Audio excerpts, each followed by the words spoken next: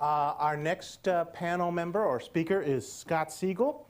If you cover energy and environment in Washington, you've probably spoken to him more than one time. Scott is a founding partner of PRG, which stands for Policy Resolution Group. As Scott points out, not showing active verb or active something. He has been a lobbyist here in DC representing fossil fuel interests, among others, for more than 2 decades. He has his law degree from the University of Texas. He has been named by The Hill one of the top lobbyists in DC for several years. He's also one of Washington DC's quote super lawyers, which he may or may not take off his shirt and show the big red S. And best of all, on any resume is the Daily Show appearance, which is more than almost any one of us could say. So Scott is here to talk about what we're going to see or not see in terms of energy, fossil fuel, climate, which comes from this. So Scott, tell us what you think. Well, I thought I would start just by very quickly demystifying the term lobbyist, just for a second. Our group, PRG, is part of a national law firm called Bracewell, LLP. It's based in Houston, which you might guess has given us a leg up on understanding the fossil fuel industries. And as Seth said, I've been in DC for 26 years now. You probably thought I was a lot younger, but that's how long I've been doing what I've been doing. We represent corporations, trade associations, even nonprofit organizations, even the odd environmental group. We are quite ecumenical. Very odd environmental group. Yes, very odd. But what lobbying means in this context is some of it is what you might traditionally think of it, working the halls of Capitol Hill, talking to members of Congress and congressional staff on areas, on either oversight or areas of pending legislative activity. But some of it is more like regulatory negotiation or talking to folks in the administration. During a period of presidential transition, we're likely to be pretty actively involved on a whole range of things, the setting of policy at the front end, but also things like confirmations and the like, both trying to understand what the potential new designates will do once they get into office, but also maybe lending an assist here and there if such a thing is necessary. Of course, this transition has been so smooth that why would anything like that ever be needed? And as Seth also indicated, I do represent fossil fuel interests, and I would define that as, on the oil and gas side of things, upstream production, offshore, and then a lot of work in the midstream, so for pipeline assets, and also on downstream petroleum refiners. In fact, I probably represented the manufacturers of fuel, as they prefer to be called, for longer than maybe almost any other interest I've had. I also represent folks active in the electric power production sector. In fact, I've been very active on that. I chair an organization called the Electric Reliability Coordinating Council, and that has included things like the Clean Power Plan and climate change generally, but also a lot of very mundane and very specific issues that have arisen in the regulatory context. And then, aside from that, renewable energy, because we're balanced and all of that, and manufacturing, the manufacturing sector. There are about 20 different SIC codes of manufacturing, which one might classify as energy intensive. And so we've worked a lot with the major industrial consumers of electricity as well, and some nonprofit organizations. And just to also point out that one of the several reasons why Scott is here is the connectionness. Bracewell used to be called. Yes, it did used to be called Bracewell Giuliani. And who was that Giuliani guy? The man who came after Patterson in Bracewell-Patterson, right? No, Mayor Giuliani was our partner until the first of this year. The first of last year, 2016. But I still keep in touch with him. In fact, he performed my wedding. Isn't that sweet? That is sweet. Yeah, there's a little something for you. Yeah, he slotted me in before the convention speech. Whoa.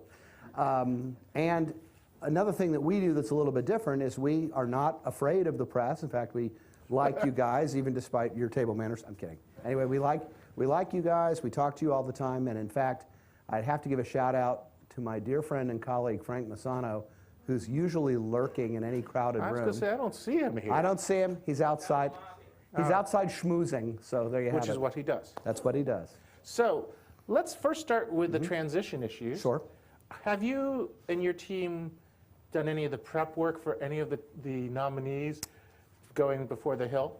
I could get out of answering that by giving a very technical answer, which is I can't be on any of the murder board teams because I am, alas, a registered lobbyist.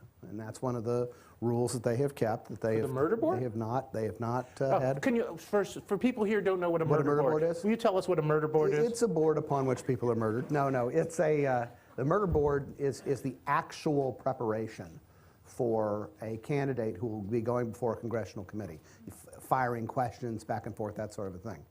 So we have been in active discussions, however, with people in the transition and with people who are handling some of the candidates.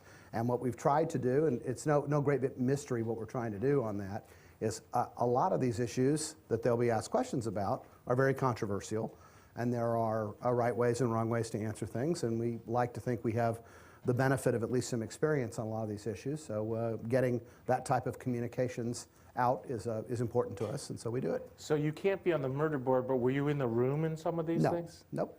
Can you tell us No rooms. how Rick Perry or Scott Pruitt did in their murder boards?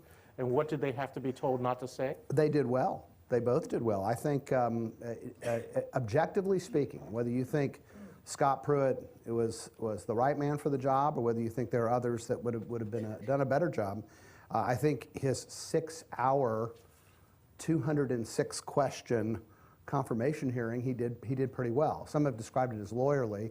Since he's the Attorney General of Oklahoma, it's not surprising that his approach would be lawyerly, but I think he answered questions where he could, and where things were pending in front of the office of the administrator, or there was an open docket or something like that, he generally said, well, I'm not going to prejudge it until and unless I'm confirmed, and I think that was reasonable. Perry, fresh off of Dancing with the Stars and whatnot, longest serving governor of the state of Texas, the guy's got some native political skills. I mean, he doesn't always candidly display them all simultaneously, but he does have very good political skills, and I think that was on display in his confirmation hearing, which I think went very well. And Lisa Murkowski, the chairman of the Energy and Natural Resources Committee, I think should be quite proud of herself for having produced a vote, which I think was 16-7 in favor of reporting out Perry. And under today's standard, 16-7 is a freaking landslide. So that was a good performance. He perhaps is slightly less controversial as an energy secretary than other candidates were for their posts. Is he prepared for the job? Oh yeah, I mean, that's the question you keep hearing. Does he know? Does he know stuff? Right. Does he know stuff? And here's what I'd say about that. I mean, there was some reportage, as the French say, on the notion that he didn't know that the nuclear program is run through the Energy Department and the like. And all I'll say about that is the state of Texas is a large and complicated place. It includes the Pantex facility up by Amarillo. It includes one of the few low-level nuclear waste compacts, interstate compacts. And, he's quite, actually, Governor Perry is quite familiar with the nuclear functions of the Department of Energy. So I don't think that reporting was right on the nosy. I mean, I think he was well aware. Plus, just between you, me, and the wall, and I know it's just us here, but all you have to do is Wikipedia the Department of Energy. It's pretty clear what the mandate of the agency was, and so I believe he was quite familiar before he accepted the job. Okay, so let's go to more nuts and bolts. Yes. But instead of just the gossip about what someone knows or doesn't know. Okay. The big issue in energy is the Clean Power Plan. What do you see happening now? Obviously, the administration has been very blunt about it. So what happens next under the Clean Power Plan, and what are your firms, your clients going to do when the Clean Power Plan goes away? So let me unpack the issue of the Clean Power Plan a little bit, because it's It's not just an up or down question about what's going to happen. There is some complication. I mean, Myron, frankly, might see it a little differently than I do, but there's several issues here.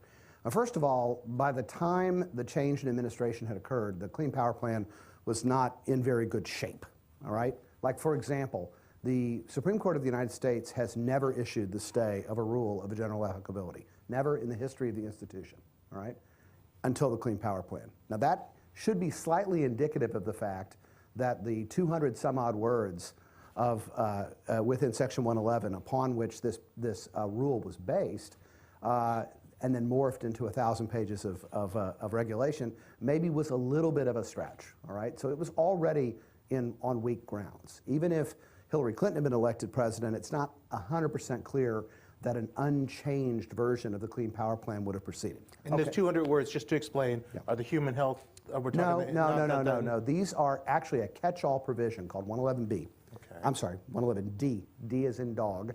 That are really intended, if you read this provision of the Clean Air Act, it says, do this here, do that here, do that here, and then there's this D point, which says, if we miss something, here's a little drain at the bottom of the bathtub that you could still regulate under. It's supposed to be used in exceptional circumstances, not really as not the hidden authority to regulate climate change. Isn't exceptional? Oh well, no, climate change is not mentioned. But it's not exceptional? It's so exceptional, in fact, that I think it should have been mentioned somewhere within the Act's authorizing language. However, let me just say this: it was on weak grounds. So what does that mean? Obviously, the incoming administration could ask the court to continue to stay the rule, because the rule is stayed, and then could withdraw it, could take notice and comment on the withdrawal, could withdraw it and replace it with something else. And here's the degree of complication. Does this administration want to replace it with something else, or do they simply want to withdraw it? Each of those mechanisms can be legally defensible, all right? So the really question is, it's a question of what they want to do. Repeal or replace. Right, it sounds familiar. It sounds very familiar, doesn't it? What they care to do, we'll just say. And which do they care to do? I don't know the answer to that question. What do your clients want? Let me tell you this. What I've heard candidate Donald Trump say is get rid of the Clean Power Plan. Okay. So I haven't heard a lot of discussion about what might replace it. Well, Myron would say he'll do whatever he said he would do. Right. So that part is in either event, whether you're removing and replacing or just removing, it includes removing. So that part of it is clear. I think if I look at the way that rule is structured, and I don't want to spend all day talking about this rule, but I'll tell you this. The first element that the EPA uses to instruct the regulated community to look for reductions is in improving the energy efficiency of the power plants. The power plants themselves are the target of the regulation, so improving the energy efficiency of the power plants seems to me the kind of thing that properly targets the actual source. So if you were to replace it with something, you might just have an energy efficiency standard. Now, my dear friends in the environmental community, of whom I have many, often remind me that that's not good enough. But that is a refrain, Seth, you'll have to admit, having interviewed many environmentalists, that is frequently uttered from their lips. Whatever it is isn't good enough. So that's not a be-all, end-all answer, but it is true that it would be a much smaller rule if it just focused on improving the energy efficiency of power plants. That's a possibility, or a possibility is that it just is withdrawn. Well, so let's start with if it's just withdrawn. Yeah. What do your clients do? Right, okay. Well, for the target of this rule are coal-fired power plants. Yeah. I mean, not just coal-fired, actually, but yes. It mostly is coal-fired. Power producers, all right. And they plan on 5, 10, 15, even 20-year time horizons. Power plants in this country today are invested in a pretty broad portfolio of ways of generating power. So, for example, the amount of coal that's burned has gone down, to where it's under 30%, so under a third of of power produced in the United States. Coal has certain benefits as part of a portfolio. You can store it on site. It's very easy to integrate into the grid. So that's that's the diminished role that coal has played. Gas has gone up, up, up as the unit cost of natural gas has gone down. Whether, as Gina McCarthy has said, whether there's a clean power plant or not, those market trends continue. Right. Okay, so gains, serial gains in improving the carbon efficiency of the power sector continue. I'm going to say something which you might find a little shocking, but I personally think the future of renewable power is also bright, because there are a number of reasons. Remember, I talked to you about that 10, 20-year time horizon for planning for the power sector. They have figured into that time horizon investment in renewable power, both for power production and for limiting demand. So and that's already part of the puzzle. In addition, they've made commitments, most of the major power companies have. In fact, I'll just go ahead and say all the major power companies have, that as part of their approach to sustainability, that their portfolios will include either purchased renewable power or actual renewable power that they've developed. So that is a growing part. And renewable power, to its credit, the price efficiency per kilowatt hour has improved. So we're going to see more investment in renewable power as well. And then in terms of nuclear, we've had the first new nuclear builds since the mid-70s, and on the somewhat near-term horizon, we've seen significant developments in sort of next-generation nuclear power, smaller, more compact nuclear power, modular as it's called. So I think the future is a lot of diversity, which means that you ask me what my clients are going to be doing, that's what they're doing. Okay, and irrespective of the CPP or not. Now, so why are we all fired up? Why don't we just go gently into that dark night and allow the CPP to just be adopted or fully implemented? And the answer is this. The marketplace for electricity has a certain amount of flexibility and pragmatism associated with it. So if you're diversifying your portfolio, you can set predictions and you can do planning based on what technology is robust and what is not. What the CPP does is it purports to insert the force of government to direct in particular ways the way that investment will go. And it deprives a system of flexibility and pragmatism that it would otherwise have by putting government fiat on top of it in a way which we think is not particularly necessary or helpful, and is frankly contrary to the way the power sector has been regulated by state public utility commissions, for about since Thomas Edison. So it is like a bull in the china shop, when perhaps just a little bit of rearranging of China is what's really needed, since market trends are already moving in the direction of diversification of the portfolio. Okay, let's get a little shorter answers here, Sure. if you don't mind. Sure. In terms of if the clean power plant, which is not going to happen, Yes. but if it had, what percentage of how many coal-fired power plants would bite the dust? How many are going to bite the dust with just removal of CPP but no replace? Right. And how many do you think we'll see with the replace? In other words, here's what would have happened before. Right. Right. Here are the two options we're looking at. Right. Without giving you a specific number, General number, ballpark. all I'll tell you is I'll give you advice on the topic, and it's short advice. The Energy Information Administration, which is an independent agency, Wonderful agency. A wonderful agency, actually did a report maybe 2 months ago that looked at one case scenario with the CPP, one case scenario without the CPP. And the difference was like 12% difference between retirements for coal. So there is a difference, and that's a lot. I mean, I don't diminish that by any stretch. When I tell you that coal, which still exists within the portfolio, is really important for reliability of the grid, that's important if there's a big chunk missing. So that Is that with removal, just removal, or removal and replace? Removal and replace. Oh, you mean energy efficiency? Yeah, no, I yeah. think if we remove and replace and have a reasonable, technologically achievable energy efficiency standard, that I don't think we have the negative consequences on reliability for And you don't see the 12% reduction in coal. Right. And is that? But we'll still be below 30%. I mean that. Yeah. Yeah. There's a couple types of coal here, more than a couple. Right.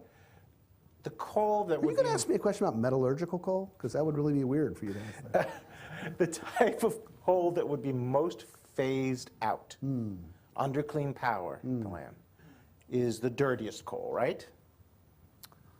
Well, actually, I think the kind of coal that is under most pressure from conventional regulation of air pollution is what you've just termed the dirtiest kind of coal. Right. So for example, the higher the sulfur content of coal, the more conventional air pollution regulations have stressed utilizing like Powder And they River have the higher Basin. CO2 also, right? Not necessarily. Okay. Not necessarily. It depends. Now, there are some coals that have lower BTU value.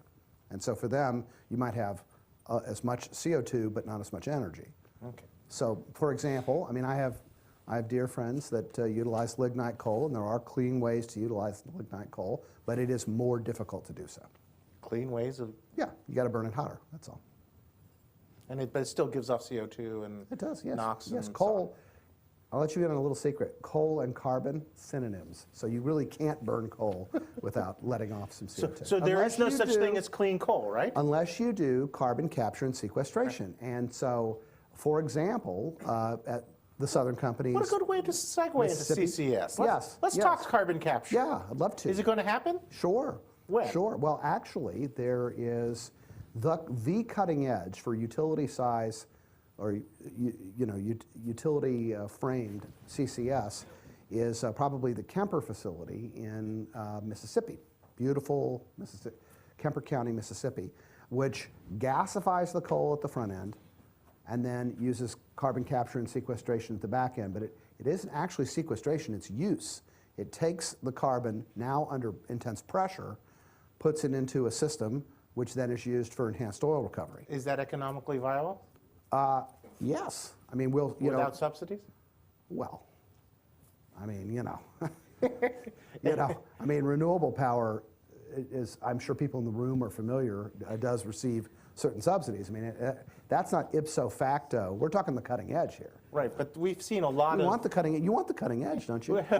We've seen a lot of CCS programs fall flat, have we not? Not really. No? There really, you know what? There really, Really? hasn't been that. I mean, look, we could go program by program and talk about CCS.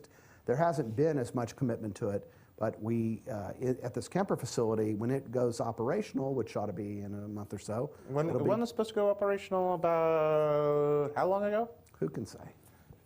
Oh, I think we could Google that and find that out probably. Then why? 5 years ago, Michael, right? It was supposed to 5 years ago. That is incorrect, actually. But thank you. It wasn't even in the final planning stage. No. Mississippi. It's in Mississippi. You know, just because you're from AP does not mean you know what's going on. I want all of you to remember that, okay? Yes. All right. That's what Myron was telling me out in the hallway. Anyway. All right, let's start lining up for questions. And don't forget, you can ask questions via Twitter with SEJ, hashtag SEJ Trump. And this has not been done yet, but please do if you're watching from afar on live stream. If you're an SEJ member and on SEJ Facebook page, you can do that too because Cheryl is monitoring both. So as we're walking down here, what energy, if we had to invest in one field right now with your private money, who's going to profit the most in the Trump campaign, in the Trump administration? Well, what energy interest, or all of them? You know, listen, I don't think there's a hostility in this administration to any particular form of energy. Because it won't, I guess, won't shock any of you as a recovering New York real estate developer. I think that the president likes to build things, or at least have others build things and have himself associated with that construction. Put his name on it. Yes, exactly. So in any of the requisite fields, whether we're talking about conventional oil and gas, or whether we're talking about renewables or transmission lines or pipelines, you know, he has stressed this notion of both energy independence and infrastructure development, and I think he's interested in all of them. But except for, I would not invest in offshore wind off the coast of Scotland. No. That I would not invest. If you had $10,000 to invest in one energy field, coal, oil, gas, renewable, nukes. It's a wacky question. No, it isn't. No, it's a crazy question. All right, I'm let's go over here. I'm not giving investment advice. Okay. I have to put the little thing beneath me. Yeah. Yep. Thanks for being here. Sure. Andy, really? You mentioned CCS. Don't forget to identify yourself. Andy Revkin, ProPublica, 30 years of climate torture. 30 years of Torturing us or toiling tortured? in the vineyards. Torture in examining a tough question. Oh, I Yes. thought you were torturing us. No, yeah. You mentioned CCS. CCS at climate scale is a separate question from CCS at one plant doing 1 million tons a year. I try rigorously to take the vantage point of the climate system Yes. in looking at what anyone says about some technology or some policy making a difference.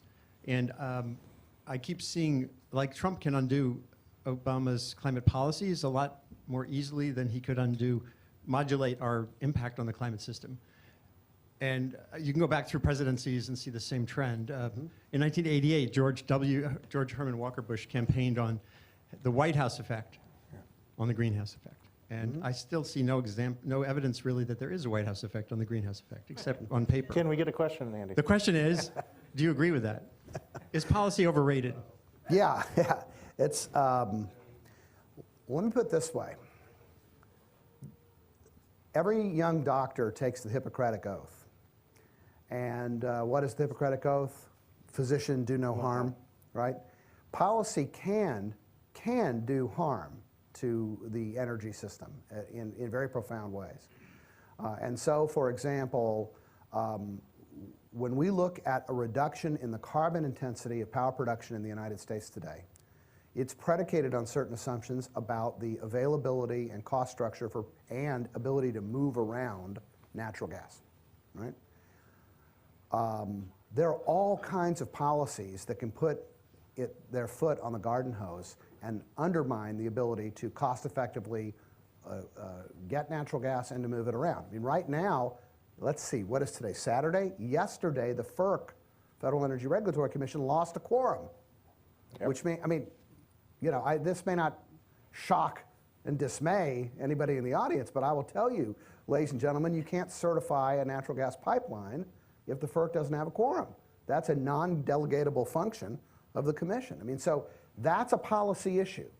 How quickly will nomination packages flow to the Senate Energy and Natural Resources Committee? It is critical that those nomination packages flow and flow quickly in order to make sure that policy change doesn't undermine our ability to cost effectively address climate issues.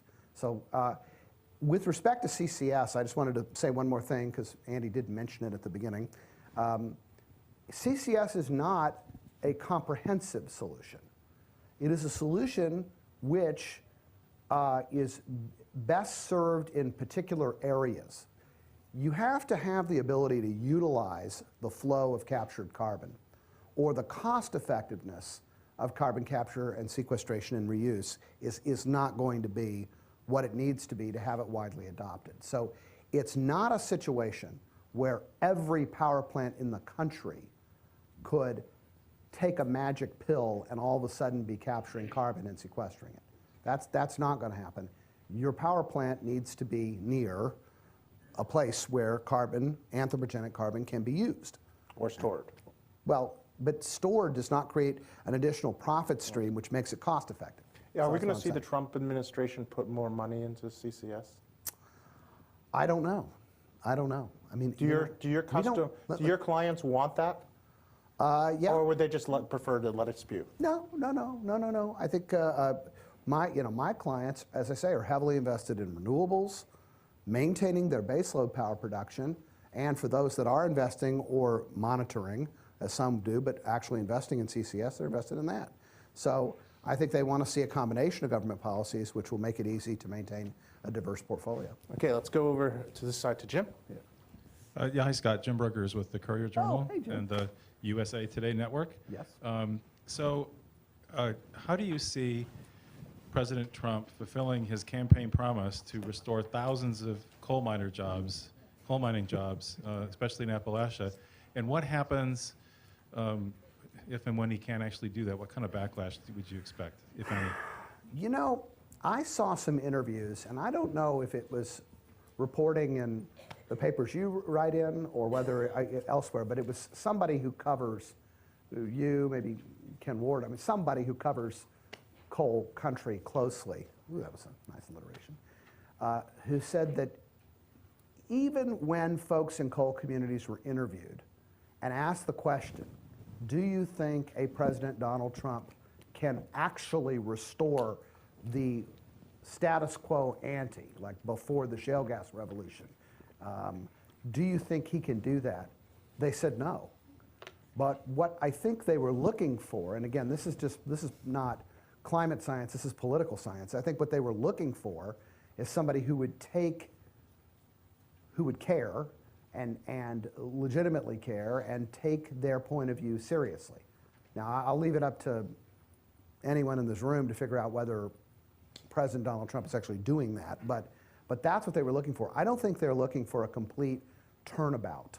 I thought, didn't Now- the president say he was going to bring back coal jobs? Look, I'm not here as a spokesman for the president. He Yeah. did say that, and I'm telling you, I think Ain't that gonna would happen. be. I'm telling you, it'd be very difficult. Now, one thing they could do. This administration, as you know, was not fond of developing overseas coal markets for U.S. coal. They did a couple of things that got in the way of that. Number one, they changed our lending patterns, right, and our use of things like political risk insurance and the like, which we use to develop markets overseas. And number two, they weren't particularly friendly to developing coal export terminals, although in fairness, that's as much a state issue as it is a federal issue. In fact, it's more of a state issue than a federal issue. So one answer for coal communities is to develop more export markets, and maybe the Trump administration is going to do that. I don't know. I That haven't wouldn't seen do anything. much with climate change, since it doesn't matter where the coal's burnt, does it? It does not. And Okay. every molecule of CO2 is around the Earth in 7 days. On this Says, side? says the non-scientist. I'm Terry Hill with the Passive House Institute, so I'm not a reporter. Okay. My question is, I'm interested in energy efficient buildings Okay. and the existing infrastructure. And I'm also interested in the vulnerability of the grid to whatever. And there's a synergy between the two. But I don't see it discussed here in this town. Yeah. It's all stovepipe. So the vulnerability of the grid, how is that going to factor into future infrastructure or future climate change, that sort of stuff? Well, it's a great question. I may not be the perfect person to answer it, but I never strive for perfection anyway. So let me go ahead and take a run at it. You know, obviously we can't guess exactly what this administration is going to look like. I mean, there's nobody, there's nobody home at DOE. It certainly won't be until Perry is confirmed, which ought to be next week, I guess. But Will there be someone? Okay. there will be someone home then, and then they'll begin to fill in the other, like the Assistant Secretary for Energy Efficiency and Renewable Energy, or EERE. I'm sure there's a short list for that job right now, but I don't even know who would be on it. What I will tell you is this: one comfort I take is that this president, about the building envelope, is that this president at least has built buildings. And if I believe the reporting that's been done on it, he was kind of a hands-on, maybe a little hands-on, but he was sort of a hands-on kind of guy. He was sort of a hands-on kind of a guy on even the smallest details about the buildings that he built. And he's well aware of tax subsidies that were available for him, well aware of technological innovation, well aware of advertisements that he could make based on LEED certification or based on whatever improvements might be made. So there are a couple of things that Congress and the president could do to really advance this ball quickly. Let me give you one example. As you know, a year ago, actually 2 years ago, December, the Congress reauthorized the tax credits for solar and wind. But a lot of technologies which are good for the building envelope were left on the cutting room floor. So for example, geothermal heat pumps, which are ways to greatly improve the energy efficiency of heating, ventilation, and air conditioning, which is the big suck for the building envelope, that tax credit was left on the cutting room floor. The Republicans seem to want to make the tax code more neutral as to technology, and one way to do that would be to take what's available for renewables and make it available for other technologies that could be used to make the building envelope more energy efficient. And I don't think Donald Trump is necessarily opposed to that. Now, tax reform is like an iceberg on the horizon. We don't know what the tax code will look like after it's done. But assuming it doesn't change, assuming it doesn't change in such a way that there are no longer tax credits, I could see a good argument, a Republican argument being made to spread the availability of those tax credits to include other technologies that are useful in the building envelope. And I think they will do that. I just don't know when. So that's why I don't know how to invest the 10 grand. And I believe we have a question. No. It's time. Oh, it's time. Are you kidding me? It's 2 o'clock. Oh, it is 2 o'clock. Oh, wait, Wow. can we get one? I thought it was 2:15, no? It's 2. 2. All right. So we have been cut off. Wow. Wow, which you is guys, good. you guys didn't ask motor fuels questions. I was ready for that. I know. Is that what you wanted to ask? You want it? Come on, one more Grid, question. I mean, more grid questions too, you More know. grid or... I think we do have a 2 o'clock session. No, the public demands one more question. Scott will be here in the back for, Okay. for questions and jokes, and tip your waiters and waitresses. Right. Try the veal. Try the veal. Right. Thank you, Scott. Thank you, Scott.